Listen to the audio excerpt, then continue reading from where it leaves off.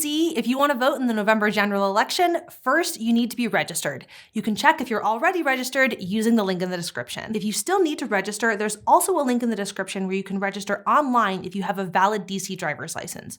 If you don't have one, you'll use the same registration link, but at the end, you'll have to print it out and mail it in or sign it electronically and submit it by email. If you're registering online or by mail, you've got to do it by October 13th to vote in the November election. If you miss the deadline though, don't panic. You can register in person at your polling place during early voting or on election day. You'll just need to bring a proof of address like a recent bank statement or utility bill, a tuition bill, or a lease with your name and address on it. So once you're registered, you get to vote. One of the easiest ways to do it is to vote absentee by mail. If you want the convenience of voting without even having to leave your house, you should request an absentee ballot by filling out the form in the link below by October 27th.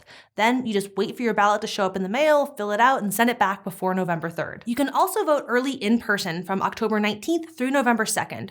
Early voting centers are all open from 8:30 a.m. to 7 p.m. every day, and there's a link to where you can find an early voting center near you below. If you really want the experience of voting on November 3rd, though, you can find out where you need to go to vote using the link in the description. Polls are open from 7 a.m. to 8 p.m. You may be asked to show an ID if this is your first time voting in DC or you're registering at the polls, so bring any kind of photo ID or a recent utility bill, bank statement, or paycheck with your name and address on it. If you want to see everything that's going to be on the ballot ahead of time, you can go to the link below and look at a sample ballot.